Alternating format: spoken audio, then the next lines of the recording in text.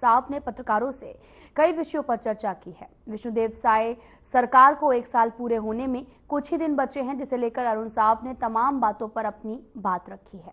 उन्होंने कहा कि छत्तीसगढ़ में बीजेपी की सरकार बनते ही असंभव से लगने वाले काम भी जो हैं वो संभव हो गए हैं, चाहे वो मोदी की गारंटी हो या फिर सरकार का दृढ़ संकल्प हो। हर विषयों पर कार्य किया जा रहा और किसानों को 3100 धान की खरीदी क्विंटल के अनुसार की जा रही है। विष्णु के सुशासन और मोदी की गारंटी, विष्णुदेव साय जी के नेतृत्व वाली सरकार के 1 साल 13 दिसंबर को पूरा होने जा रहा है और इन 1 सालों में विष्णुदेव साय जी के नेतृत्व में जो काम हुआ है, मोदी की एक एक गारंटी पूरा करने की दिशा में जो कदम उठाए गए हैं, वो बताता है कि ये 1 साल उपलब्धियों से भरा रहा है, ऐतिहासिक रहा है। बड़े बड़े निर्णय, बड़े बड़े काम इन 1 सालों में किया है। असंभव सा लगने वाला काम भी विष्णु के सुशासन के माध्यम से हमने पूरे किए हैं। चाहे 70 लाख माताओं और बहनों को महतारी वंदन की राशि देने का मामला हो, 12 लाख किसानों को 2 साल का रुका हुआ बोनस देने का मामला हो, 3100 रुपए प्रति क्विंटल धान की कीमत देने का मामला हो, एक मुश्त राशि देने का मामला हो, चाहे पीएससी घोटाले का सीबीआई जांच का मामला हो, तेंदुपत्ता के बोनस का मामला हो, ये सारे बड़े वायदे हमने 1 साल में पूरे किए हैं। जो राज्य का विकास अवरुद्ध हो गया था, गांव और शहरों का विकास अवरुद्ध हो गया था, गांव और शहरों का विकास तेज गति से हमने बढ़ाना प्रारंभ किया है।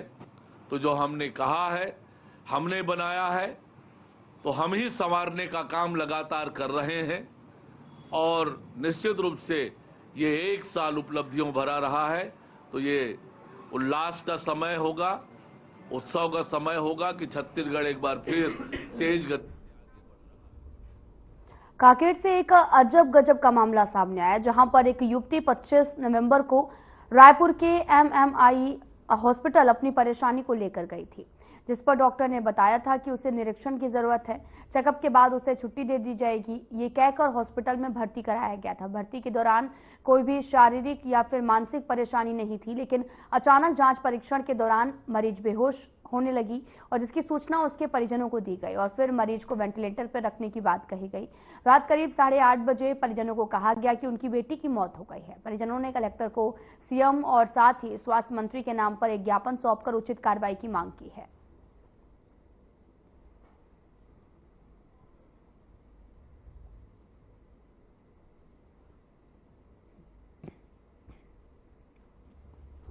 आपको बताते चले कि इलाज के दौरान युवती की मौत का मामला सामने आया, जिसमें परिजनों ने जमकर हंगामा काटा। साथ ही स्थानीय निवासी भी उनके साथ मौजूद रहे हैं। डॉक्टरों पर लापरवाही करने का आरोप लगाया और लगातार हॉस्पिटल को बंद करने की मांग भी की जा रही। पूरा मामला कांकेर से सामने आया है, जहां पर अस्पताल में बेटी की मौत हो जाने के बाद में परिवार में कोहराम मचा और इसके बाद में जमकर प्रदर्शन भी किया गया और साथ ही न्याय की गुहार भी लगाई जा रही है।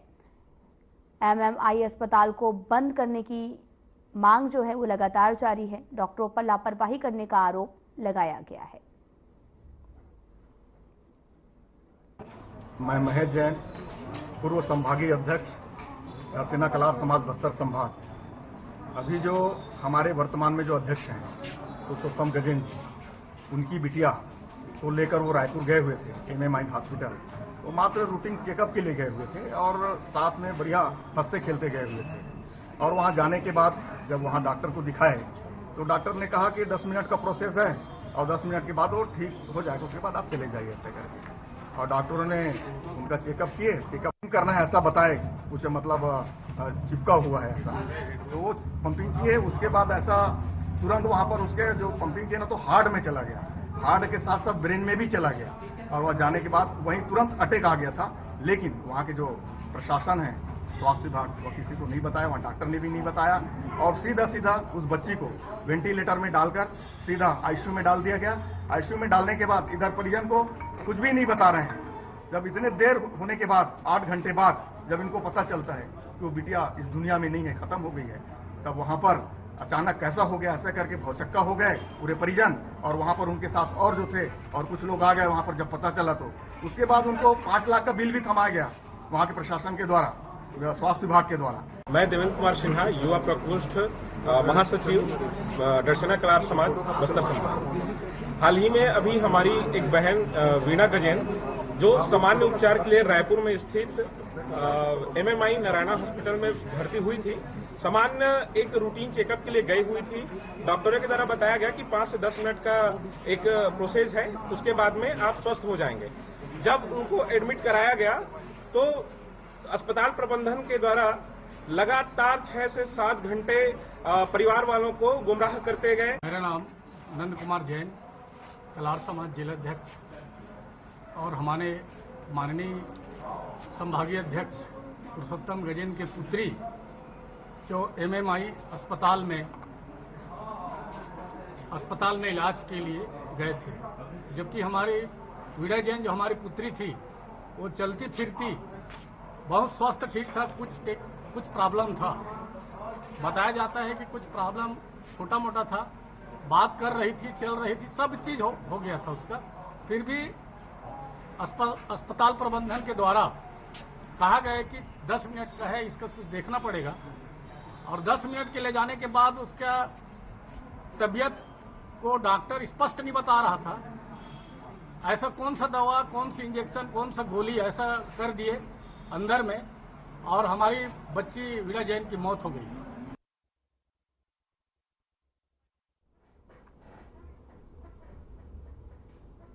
जगदलपुर जिले में अवैध शराब की तस्करी पर लगातार कार्रवाई जारी है, जहां एक बिना नंबर के मारुति सुजुकी इको वाहन में भारी मात्रा में अवैध रूप से अंग्रेजी शराब का परिवहन करते हुए 2 आरोपियों को गिरफ्तार किया है।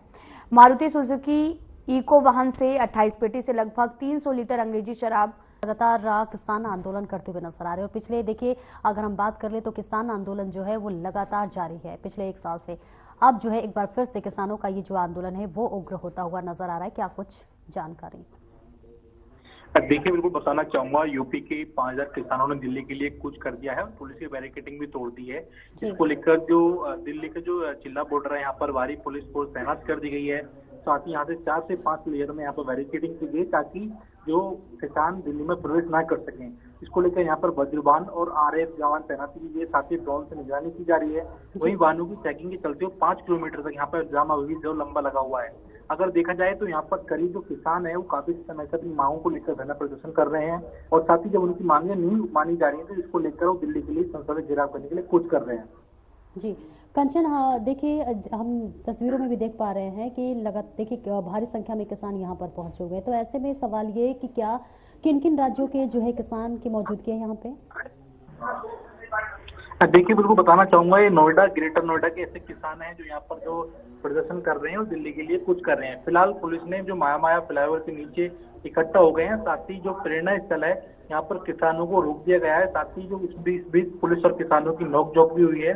साथ ही इन्होंने 1 दिसंबर यानी कल अपनी मांगों को लेकर नोएडा के जो DM है मनीष कुमार वर्मा, ग्रेटर नोएडा यमुना प्राधिकरण के जो CO हैं, उनके साथ बैठक की थी। बैठक के बाद में उन्होंने उनकी मांगे नहीं मानी गई, जिसके बाद इन्होंने फैसला लिया कि हम संसद में घेराव करेंगे, और उसके बाद दिल्ली के लिए चलने लगे। उसके बाद आज इनको रोक लिया गया है।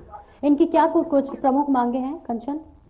देखिए, इनकी अगर मांग की बात करें तो इनका मांग जो इनकी जो भूमि अधिग्रहण हुई थी उसका 10% उनको वापस मिले। साथ ही जो कुछ ऐसे किसान हैं जिनकी अब जमीन नहीं है, उनके जो बच्चे हैं उनको रोजगार मिले। साथ ही इनकी कई ऐसी मांगे हैं जो कि इन्होंने अपनी मांगे रखी हैं। साथ ही इसमें मैं बताना चाहूंगा आपको, जो 64% की दर से किसानों को मुआवजा मिले। साथ ही नई भूमि अधिग्रहण कानून के अनुसार बाजार दर का 4 गुना मुआवजा दिया जाए। साथ ही जो भूमिहीन किसानों के बच्चों को रोजगार मिले और पुनर्वास के भी फायदे दिए जाएं।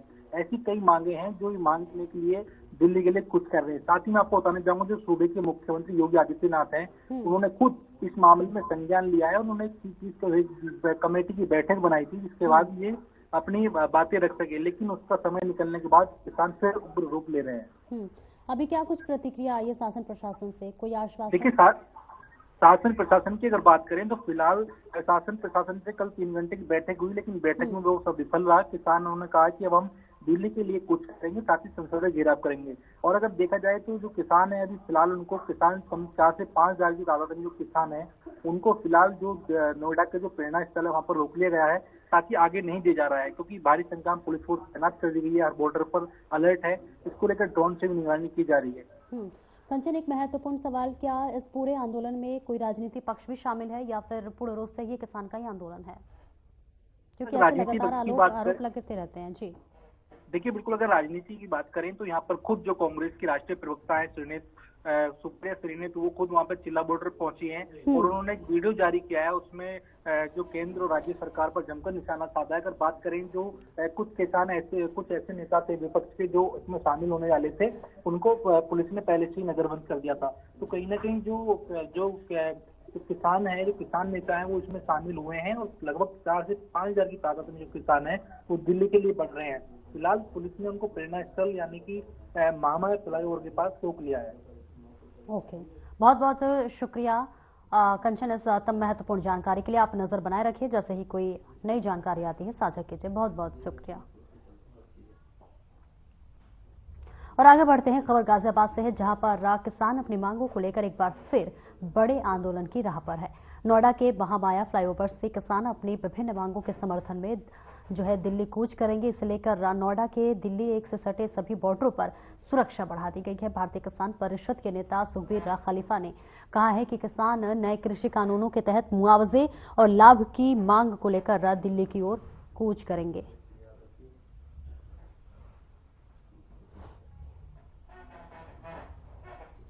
सर, आप कह रहे हैं संभल के लिए आपको रोका गया है गाजीपुर बॉर्डर पर, डेलीगेशन आपका जा रहा था संभल में लोगों से मिलने के लिए, वजह क्या रही, क्यों रोका जा रहा है? अब वजह तो शासन प्रशासन बताएगा।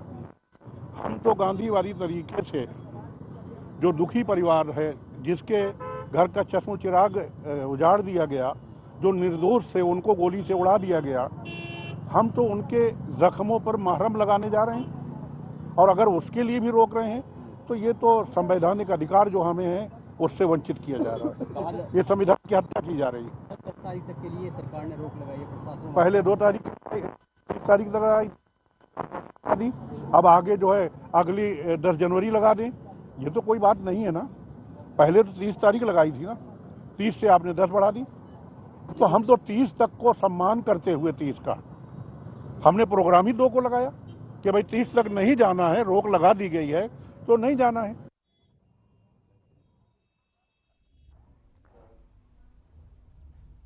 और इस बीच लखनऊ से बड़ी खबर सामने आ रही है जहां धरने पर बैठे अजय राय कांग्रेस कार्यालय के बाहर धरने पर बैठे हुए हैं। संभल जाने से रोकने पर दिया धरना, कांग्रेस के नेता और कार्यकर्ता भी मौजूद रहे। संभल जाने की जिद पर अड़े अजय राय हिरासत में लिए गए कई कांग्रेस नेता। बड़ी जानकारी आपको लखनऊ से दे रहे हैं जहां पर संभल में जाने के लिए लगातार कांग्रेस कार्यकर्ता और कांग्रेस नेता जद्दोजहद कर रहे हैं, लेकिन इस बीच अब उन्हें रोक दिया गया है, जिस पर अब वो उग्र होते हुए नजर आ रहे हैं। आपको बता दें कि संभल में जिस तरह से घटना हुई और जिस तरह से सर्वे को लेकर गोलीबारी हुई, लड़ाई हुई, उसके बाद से वो मामला लगातार गर्माता हुआ नजर आया। इसमें राजनीतिक पक्ष भी शामिल हुआ और अब लगातार देखिए कई जो नेता है वो संभल में जाते हुए नजर आ रहे हैं। और यहाँ पर तस्वीरें आपको देखिए दिखा रहे हैं जहां पर कांग्रेस भी अब इसमें उग्र होती हुई नजर आ रही है, क्योंकि देखिए यहाँ पर कांग्रेस के नेता अजय राय भी जो है संभल जाने की जिद पर अड़े रहे। उनके साथ कई कार्यकर्ता भी मौजूद थे, लेकिन इस बीच उन्हें शासन प्रशासन के जरिए रोक दिया गया है, जिस पर वो उग्र होते हुए नजर आ रहे हैं। जहां वो वहीं पर धरने पर बैठ गए। तो तस्वीरें आपको दिखा रहे हैं जहां कांग्रेस कार्यकर्ता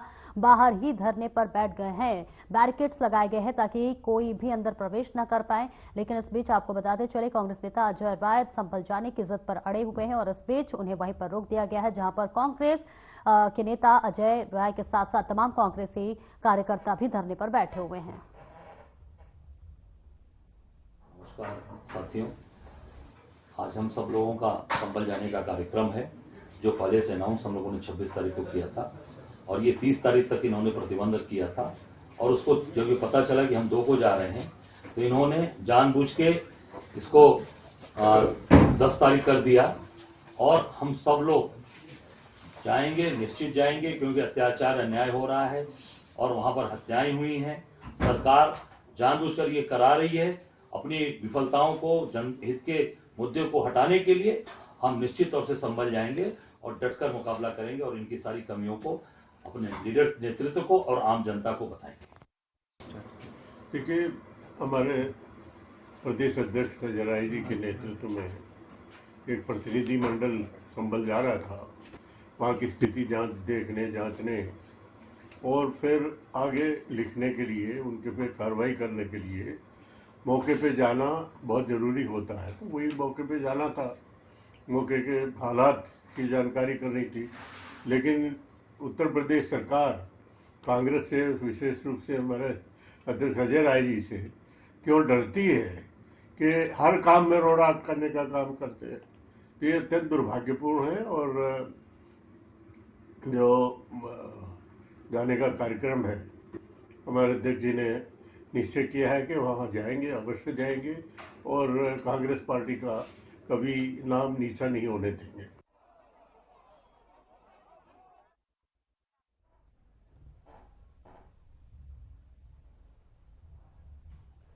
और खबर संभल से है, जहां पर संभल हिंसा के आरोपियों से मिलने के लिए जिला कारागार मुरादाबाद से सपा के विधायक और सांसद पहुंचे हुए हैं, जिसमें सपा के विधायक नवाब जान खान और चौधरी समरपाल सिंह और उनके साथ सपा के पूर्व सांसद भी मौजूद रहे। आपको बता दें, संभल में जामा मस्जिद के सर्वे के दौरान हिंसा भड़क गई थी और वही प्रशासन ने सभी जनप्रतिनिधियों का संभल में आने जाने पर रोक लगा दी है।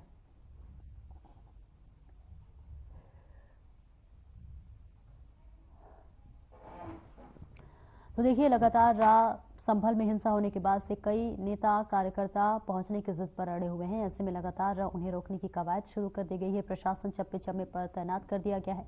आपने देखा कि बीते दिनों जिस तरह से संभल में जामा मस्जिद के सर्वे को लेकर हिंसा हुई, पुलिस कर्मियों पर भी जो है पथराव किया गया, गोलीबारी हुई, जहां 3 युवकों की मौत भी हो गई। मामला गर्माता हुआ नजर आया। बीच में इंटरनेट सेवा भी बंद कर दिया गया था, स्कूल कॉलेज भी बंद कर दिए गए थे। लगातार जो ये मामला था वो गर्माता हुआ नजर आया। और इस बीच आपको बता दें कि कई जो है राजनीतिक भी मामला इसमें सामने आया, जहां पर कई नेतागण और कार्यकर्ता भी संभल जाने की जिद पर अड़े रहे। और अभी आपने देखा कि कांग्रेस के नेता अजय राय भी संभल जाने की जिद पर अड़े हुए हैं। और ऐसे में लगातार शासन प्रशासन की तरफ से बैरिकेडिंग लगा दी गई है, उन्हें रोकने की लगातार कोशिश की जा रही है। जहां पर ये तस्वीरें आपको दिखा रहे हैं, जहां पर अब सपा नेता संभल जाने की जिद पर अड़े हुए हैं, जहां पर उन्हें रोक दिया गया है, बैरिकेड लगा दिया गया है। और पीलीभीत में घर से लापता युवक का नाले में तैरता हुआ शव मिला। वह युवक के शव के मिलने की खबर मिलते ही इलाके में हड़कंप मच गया। मृतक युवक करीब 1 सप्ताह पहले घर से दवाई लेने के लिए निकलता था, तो जो कि घर नहीं लौटा। मृतक के परिजनों ने 3 दिन पहले गुमशुदगी की रिपोर्ट दर्ज करवाई थी। मृतक युवक मानसिक रूप से बीमार बताया जा रहा है। पुलिस ने शव को कब्जे में लेकर पोस्टमार्टम के लिए भेज दिया है। फिलहाल पुलिस मामले की जांच में जुटी हुई है। मामला कोतवाली बेसलपुर इलाके के रामलीला मैदान की है।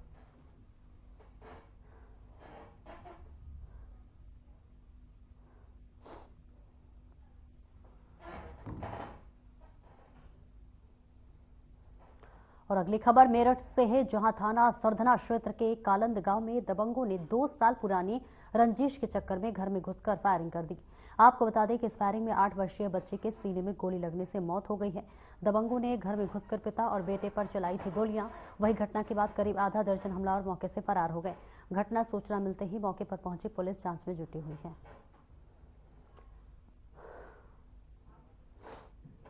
क्या नाम है आपका? मोहम्मद तहसीन। कहाँ के रहने वाले हो? कालंद का जी। क्या मामला हुआ है? ये मामला तो 2 साल पुराना है जी। जी। इसकी गैल मसरूक की गैल झगड़ा था। अच्छा। इनने खामा हमारे नाम लिखवा दी थी, हमने इनमें जमानत करवा ली थी। हाँ। और ये हमारे पीछे जब से ही पड़ रहा जी। मसरूक कहाँ का है? ये कालंद का है जी। अच्छा, किस बात को लेकर झगड़ा हुआ था? वो पता नहीं, गाली को पार कर रखी थी। तो फिर आज क्या हुआ? आज भी पता नहीं, लड़के को बताया ना, गाली दी। मैंने कहा मगर तू दूध गे दिया, मैं अपना बात कर लूंगा। भाई इतने मैं वहां से आया, इतने मैं रोटी खाना खा रहा था मैं, इतने मात्र इन्होंने फायरिंग तमन चले थे 2। एक तो मसरूक था, एक यो सरफराज का लमड़ा कामरान था। अच्छा, फिर क्या हुआ? 8 साल की बच्ची की गोली मारकर हत्या की गई है। किन लोगों ने की गई है और क्या विवाद था? थाना सरधना के कालंद गांव में दोनों मुस्लिम पक्ष हैं जिनके बीच में कल रात्रि में झगड़ा हुआ और इस दौरान एक पक्ष द्वारा की गई फायरिंग में एक 8 वर्षीय बच्ची को गोली लगी, जिसे अस्पताल ले जाया गया जहां पर उनकी मृत्यु हो गई है। जब घटना हुई उसके तुरंत बाद ही अपराधी फरार हो गए। दोनों पक्ष एक ही गांव के हैं। इसमें गांव में पुलिस बल तैनात किया गया है। जो फरार अपराधी हैं उनकी गिरफ्तारी के लिए एसपी क्राइम महोदय के नेतृत्व में 3 पुलिस टीमें बनाई गई हैं और शीघ्र ही इन अभियुक्तों की गिरफ्तारी कर इनके विरुद्ध कठोर कार्रवाई की जाएगी। और वहीं गाजियाबाद के जिला जज के साथ कोर्ट में 29 अक्टूबर को हुए लाठीचार्ज के विरोध में अधिवक्ताओं ने हापुड़ चुंगी चौराहे पर मानव श्रृंखला बनाई है। वकीलों पर शुक्रवार को दर्ज हुए मुकदमे के विरोध में तय किया गया है कि अधिवक्ता मानव श्रृंखला बनाकर कविनगर थाने जाकर गिरफ्तारी देंगे और जिन्हें वकीलों पर मुकदमा दर्ज किया गया है वो भी गिरफ्तारी देंगे। साथ ही जो है अन्य अधिवक्ता भी थाने पहुंचकर पुलिस को गिरफ्तारी देंगे। बार एसोसिएशन सचिव अमित नेहरा के अनुसार वकीलों पर आंदोलन के दौरान फर्जी मुकदमे दर्ज किए जा रहे हैं। आरोप है कि 44 नामजद और करीब 80 अज्ञात अधिवक्ताओं पर केस दर्ज किया गया और इसका बार एसोसिएशन जो है वो विरोध कर रही है। बलबीर सिंह गोकिया। अच्छा, कविनगर थाने पहुंचे आज आप? देखिए, हमारे खिलाफ जो है जिला जज के आदेश पर जो है वकीलों के विरुद्ध जो है मुकदमा पंजीकृत हुआ है, जो अवैधानिक और गलत है। उसी के प्रकरण में जो है पुलिस के यहाँ पर जो है पुलिस परेशान ना हो, वकील खुद अपना आत्मसमर्पण करके अपना जो है गिरफ्तारी देने आए हैं कि हमें गिरफ्तार करके जेल भेज दो अगर हमारा कोई अपराध है। अच्छा, कहाँ से आपने शुरू करा, कहाँ पर आप आए? हम लोग कचहरी से आए हैं और कचहरी से इकट्ठा होकर यहाँ कविनगर थाना अध्यक्ष के और एसीपी साहब के यहाँ उपस्थित हुए। पुलिस ने ये कह दिया गया कि हम किसी को गिरफ्तार नहीं कर रहे हैं, तो हम वापस अपनी कोर्ट जा रहे हैं। आज आपका क्या प्रोग्राम था और बार एसोसिएशन गाजियाबाद द्वारा क्या आपको पहले से दिशा निर्देश थे कि आज क्या करना है आपको? जी, आज जो 29/10 को हमारे गाजियाबाद बार के वकीलों के साथ बर्बरतापूर्वक ढीला द्वारा लाठीचार्ज किया गया था, उसके विरोध में आज चलते हुए हमारे धरने को लगभग 1 माह 5 दिन हो गए हैं। इसी क्रम में हमने जो प्लानिंग की थी धरने को आगे चलाते हुए, हमारा आज का प्लान था कि हम लोग सभी वकील अधिवक्ता एकत्रित होकर सामूहिक रूप से अपनी अपनी गिरफ्तारी देंगे, क्योंकि वकीलों के लाठीचार्ज के विरोध में जब झंडा प्रदर्शन चल रहा था उस समय स्थानीय पुलिस द्वारा जिला जज के कहने पर वकीलों के खिलाफ एक FIR दर्ज कराई गई, जिसमें कुछ नेम्ड हुए, कुछ अज्ञात हुए, उसके खिलाफ भी हमारा रोष था। इसी क्रम में हम लोग आज थाना कविनगर में सामूहिक रूप से जाकर गिरफ्तारी देने गए थे।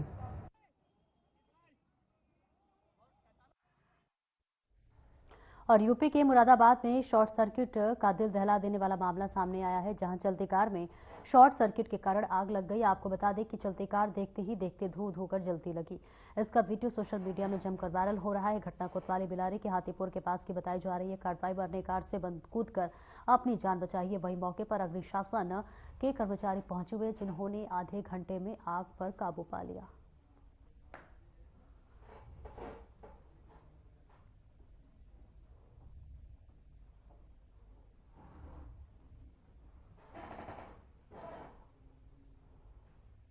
और गाजियाबाद में जिले के सभी PRT जवानों ने जिलाधिकारी कार्यालय के सामने इकट्ठा